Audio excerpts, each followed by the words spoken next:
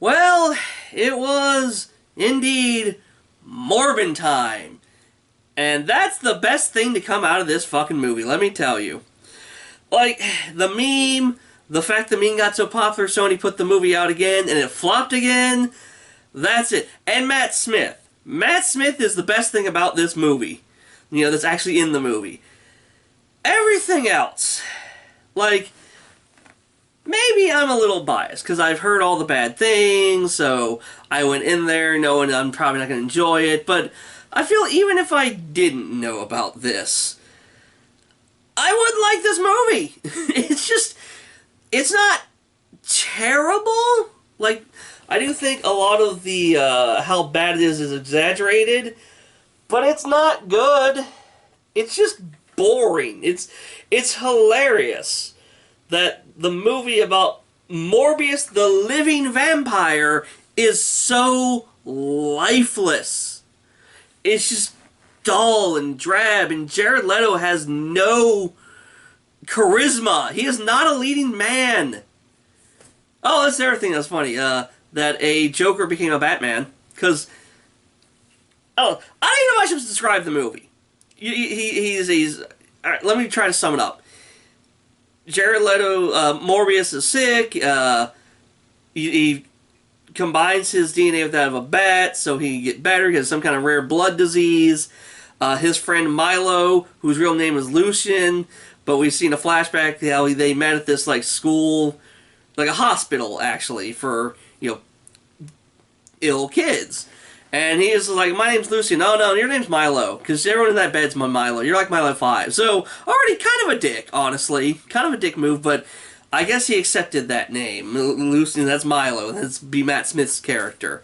And what was funny to me is, like, the doctor who treated them was Jared Harris, who I've always known as the evil doctor from Resident Evil 2, the movie, Resident Evil Apocalypse. So, I immediately didn't trust him.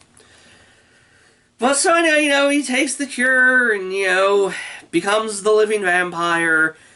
And I just, like, I'm not going to go beat by beat because I don't remember enough about this movie. It's pretty much a standard superhero origin story. But he's a villain. Morbius is a villain. Later on becomes an anti-hero. But, like, I don't know what the fuck it is with Sony. This whole Spider-Man-less Spider-Verse is just stupid. Like, at least Morbius works as a concept, standalone concept, better than Venom. I know y'all like Venom. That's cool. I'm not going to take that away from you. But I just don't... I've never seen the movies. I don't want to see the movies. I don't like the concept. Venom is intrinsically tied to Spider-Man. You can't have Venom without a Spider-Man. So Morbius, when it first announced, like, you know what? I'm a little more excited because at least I could... This stands alone easier. But then I heard the reviews, and I was like, well, I'm not going to go see it in theaters because of all the stuff that happened. And then, you know, finally got around to watching it for this, and yes, I feel punished. It's just so boring. He has a love interest who's another doctor who helps him.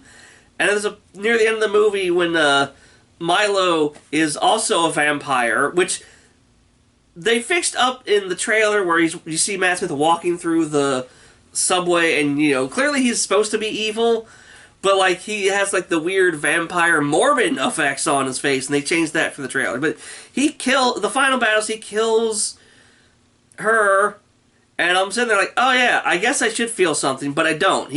Jared Leto had no chemistry with the leading lady. Like, there's a quote from Jared Leto. It was, when we used to be able to go to the movies, I go psychotic early, because I'm weird. But there's, like, you know, pre-movie stuff, and there's used to be quotes from actors, and one was Jared Leto said, like, I'm rarely proud of the things I do. And that's exactly how you should feel. There's nothing good about what you do or who you are. It's just, this was a punishment. Yeah. But, like, there's another quote I want to remember. From when they did the Doctor Who 50th anniversary special, and they had Tom Baker show up as a character. And they wanted to keep the secret. I'm glad they did, because that was a great moment when I first saw it. But they brought him in real early, like 4 a.m. They kept him secluded so people wouldn't, you know, be able to take pictures or leak or anything. And there's a thing he said in the interview where he just stood there alone in the streets of Cardiff by a street light, no one's around, and he starts questioning if he should be here, if his, if it's right, if he should just go, if he made a mistake, and he's just getting really depressed. And then Matt Smith comes up, and just is just the ball of energy that he is, and said, and he made me remember that life is worth living. And that's how I felt every time he showed up in this movie. He's the only one with any kind of energy. He's clearly having fun. He understands the assignment. Like, Morbius himself is such a camp character. Like, I know, like, before there was Morbin Time, there was I Need Plasma from the 90s animated Spider-Man series. That was Morbius. Just little hand sucker things that couldn't have him suck blood. Normally, scream out plasma. That's the Morbius I want. Transylvania accent and everything. This plays it too straight. Like, that's it. It's dull. Oh my god. I kind of feel I need to make this movie like a real review, but I don't know what else to say. I don't know what to say that other people haven't said at this point, I'm sure. I'm still figuring out this camera setup for the chair. The shirt is not the most flattering on me. I'm just rambling at this point. Oh, let's talk about Vulture, though. Okay? Oh my god. There's literally no reason for Vulture to be here. For Adrian Toomes. Because it's the first of the post-credit scenes. And he... there's the big thing, the No Way Home spell, and he's there. But that's not how the fucking spell worked. It sent Eddie Brock back to his dimension, because that's what it's supposed to do. And then, they did keep the Spider-Man line. I heard some places they cut out the, like, I don't know, I'm here. It has something to do with Spider-Man. But they did keep that line in the Netflix version. But, who at Sony has maintained this Sinister Six erection for 15 goddamn years? They keep doing this shit. They took one of the best villains of the MCU and plopped him down here so they can do their, we're going to do a Sinister Six movie without Spider-Man. But Sinister Six is Spider-Man villains. Okay? It doesn't work, Sony. Just give the shit back to Marvel. You sit back, let Marvel make the movies, and you get the money. It's that simple. Don't do this. Nobody wants this. Okay? Nobody wanted the Morbius movie. Nobody wanted you to take the Vulture and put him in here for your stupid team-up movie. And I heard, like, they're gonna do a Sinister Six movie in the MCU Spider-Man anyway. Like, ah!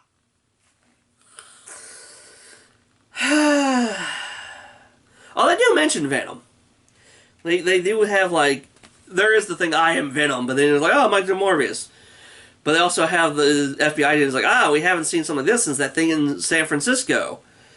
Which I then had to go look this up. And it's not, those characters didn't show up in either Venom movie, so I don't know why they had them name drop the other. They're like, yep, this is in the same universe as Venom. But, like, it would make more sense if there's the actual, characters were in Venom and then popped up here. Like, Agent Coulson. Remember when that was a thing? That's how you do it.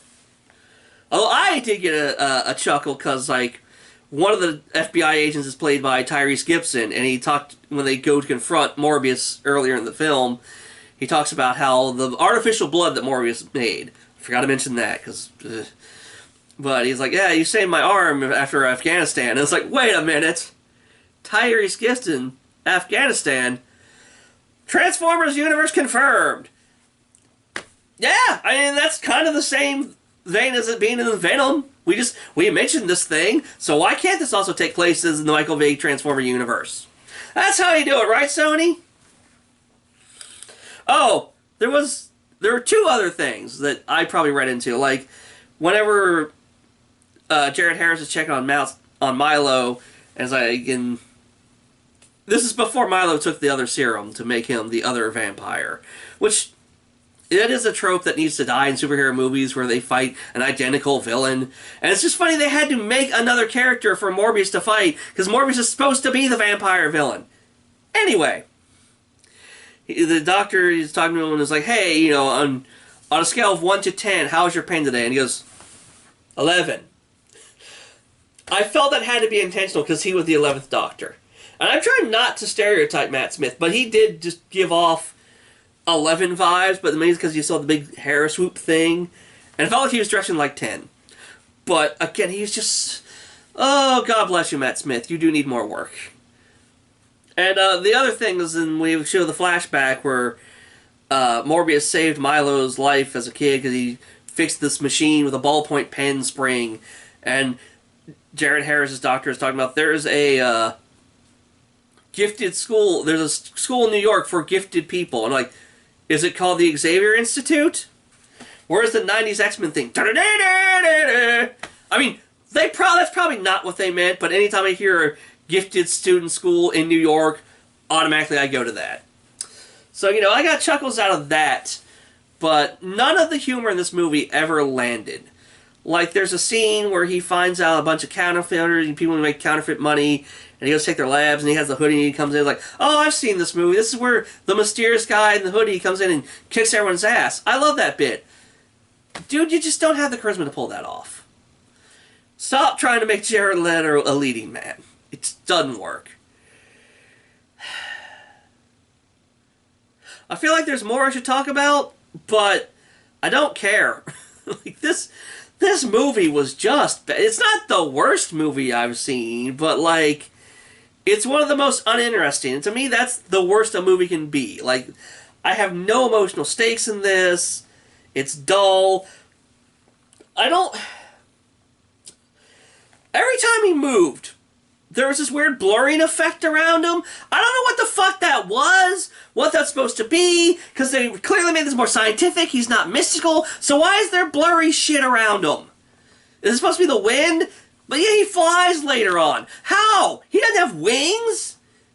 He's just a fucking dude with that bat shit in him. Ah!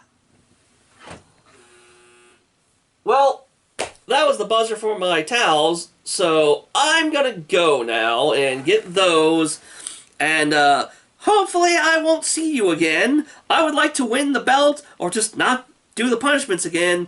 So that's all I have to say about Morbius, the piece of shit vampire. Later.